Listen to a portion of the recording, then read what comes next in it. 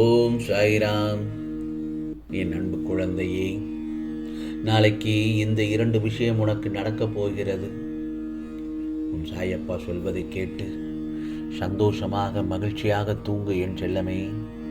ஆம், இது உனக்கான பதிவுதான்.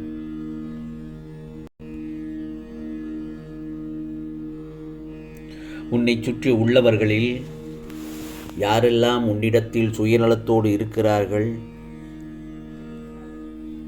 என்று, யாரெல்லாம் உன்னிடத்தில் சுயநலத்தோடு பழகுகிறார்கள் என்று தெரியவில்லையே என்று புலம்புகிறாய். இந்த உலகில் வாழும் அனைவருக்கும் ஏதாவது ஒரு நபரின் மீதோ அல்லது ஒரு பொருளின் மீதோ சுயநலத்தோடு தான் இருக்கிறார்கள். சுயநலம் நல்லதுதான், ஆனால் அதில் உள்ள வரைமுறைதான் அதன் தன்மையை எடுத்து காட்டுகிறது. உதாரணமாக, இறைவனிடம் எல்லோரும் நன்றாக இருக்க வேண்டும் என்று வேண்டுவதும் ஒரு சுயநலம்தான்.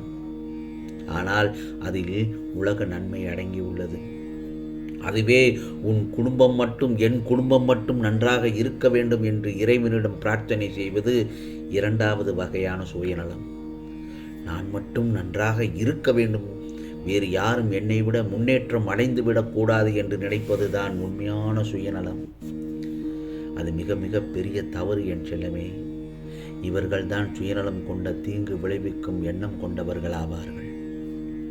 எந்த ஒரு சூழ்நிலையிலும் ஒருவனுடைய சுயநலம் மற்றவர்களின் உணர்வுகளையும் மற்றவர்களுக்கு துன்பம் விளைவிக்கும் விதமாகவும் இருத்தல் கூடாது. புரிகிறதா? உன் கண்முன்னே ஒருவனுக்கு உதவி தேவைப்படுகிறது என்றால் அதை நீ அந்த நிமிடமே உன்னால் முடிந்ததை உதவ வேண்டும். அதை விட்டுவிட்டு உனக்கு நேரம் இல்லாமல் இருப்பது போல் அங்கிருந்து வெளியேறுவதும் தான் உண்மையான சுயநலம். அதே சமயம் செய்த உதவியை எல்லோரிடமும் நான் தான் அவருக்கு இக்கட்டான சூழ்நிலையில் உதவி புரிந்தேன் என தம்பட்டம் அடித்துக் கொள்வதும் சுயநலம்தான். இவற்றையெல்லாம் மனதில் கொண்டு சூழ்நிலைக்கு ஏற்ப செயல்பட்டு யாரெல்லாம் சுயநலத்தோடு இருக்கிறார்கள் என்பதையும் பிறரிடம் எவ்வாறு செயல்பட வேண்டும் என தெரிந்து கொள். கவலைப்படாமல் நிச்சயமாக உனக்கானதை செய் என் செல்லமே. உன் மீது எரியும் கற்களை நீ எடுத்து வைத்துக்கொள். அதை வைத்து நீ உனக்கான நினைவு சின்னத்தை எழுப்பு. வாழ்க்கை என்பது புரிந்த பயணம் அல்ல, புயலுக்கும் பூகம்பத்துக்கும் இடையேயான புரியாத போராட்ட பயணம்தான். இங்கு வெற்றிக்கு வெகு சில தோல்விகளோ மிக பல. உன்னுடைய உண்மையான நண்பன் யார் தெரியுமா? விமர்சனங்கள் தான். அவைதான் நல்ல வாய்ப்புகளையும் எதிர்த்து நிற்கும் திறமையையும் பொறுமையையும் சகிப்புத்தன்மையையும் கற்றுக் கொடுக்கும். உன்னுடைய எல்லா முயற்சிகளிலும் வெற்றியடைய சந்தேகங்களை நீக்கிவிட்டு நம்பிக்கையை வளர்த்துக்கொள். நான் ஒன்று சொல்லட்டுமா? துணிவு மட்டும் இருந்தால் போதும், தோல்வியை கூட வெற்றியாக மாற்ற முடியும்.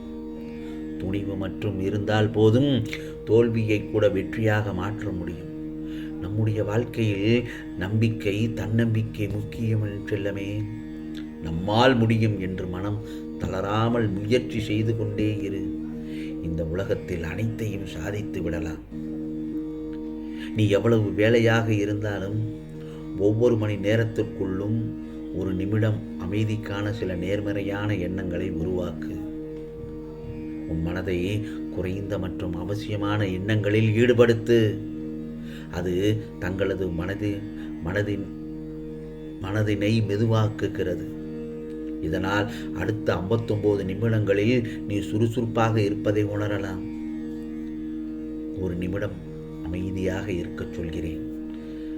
மனதை அமைதிப்படுத்தச் சொல்கிறேன். எந்த ஒரு சிந்தனையும் இல்லாமல் சாயி சாயி என்று என்னை மனதார தியானித்துப்பார். ஒரு நிமிடத்திற்கு பதிலாக ஒரு 2-3 நிமிடம் கூட எடுத்துக்கொள். அந்த அமைதியான சூழ்நிலை பிறகு நீ செய்யும் வேலைகள் எல்லாம் சுறுசுறுப்பாக இருக்கும் என்பதில் சந்தேகமே இல்லை. சூழ்நிலையை கையாள கற்றுக்கொள். சூழ்நிலையை கையாள கற்றுக்கொண்டால் வாழ்க்கை உன்வசப்படும். வாழ்க்கையை வாழ கற்றுக்கொள். தோல்வியும் பாடம் சொல்லும். அனுபவ பாடத்தை அறிந்து கொள். வெற்றிக்கனி கையில் கிடைக்கும். உன் மனதை உணர்ந்து கொள். ஒவ்வொரு விடியலும் வசந்தமாகும் என் செல்லமே. நான் ஒன்று சொல்லட்டுமா? நீ எப்போதும் உலக ஆசைகளுக்காக போராடி கொண்டே இருந்து அதுவே சுகம் என்ற மயக்கத்தில் இருப்பாயானால் உனக்கு எப்போதும் உன் சாயப்பா நான் கிடைக்காமலேயே போய்விடுவேன். உலக இன்பங்களில் அதிக அளவு ஆசை கொண்டு விளங்கினால் என்னுடைய நல்ல போதனையை எப்போதும் நீ அறிந்து கொள்வீர்கள். தேகம் இயந்திரங்கள் சக்தி இழந்து முதுமையடைந்த போது மரணத்தின் முன் உதவியற்ற நிலையில் நிற்பதை தவிர வேறு வழியே இல்லை என் செல்லமே. ஆகவே உன்னுடைய உறவுகள் நண்பர்கள் உண்மையானவர்கள் என்றால் அவர்கள் உன் புன்னகைக்கு பின் மறைந்திருக்கும் துக்கத்தையும் உன் கோபத்திற்கு பின் உள்ள உண்மை அக்கறை அன்பு ஆகியவற்றையும் உன் அமைதிக்கு பின் உள்ள காரணத்தையும் தெளிவாக அறிந்து விடுவார்கள். அவர்கள் எப்போதும் உனது நம்பிக்கைக்கு பாத்திரமானவர்கள் என் செல்லமே. நான் பல முறை சொன்னது போலத்தான் வாழ்க்கை என்பது நெடுதூர பயணம். அந்த பயணம் சில இடங்களில் கொஞ்சம் வலி இருக்கத்தான் இருக்கும். அந்த நேரம் மனம் தளர்ந்து விடக்கூடாது. நிச்சயம் அவைகள் எல்லாம் உன்னை பலவீனமாக்க என்று மட்டும் கருதி விடாதே. இவையெல்லாம் எதற்காக வருகிறது என்றால் உன்னை பக்குவமடைய செய்வதற்காகத்தான் என் செல்லமே. சில விஷயங்களை புரிய வைக்கவே இந்த மாதிரியான நிகழ்வுகள் உன் வாழ்க்கையில் நடக்கிறது. உன்னை நீ தயவு செய்து வெறுத்து விடாதே. நீ நினைக்கின்ற செயல்கள் செய்கின்ற செயல்கள் எல்லாம் என்னை பதற வைக்கிறது. உனக்கு ஒன்றுமில்லை, வீணாக எதையோ நினைத்து குழம்பாதே என் செல்லவே. உன் சாயப்பா நான் அப்படியே உன்னை விட்டு விடுவேனா?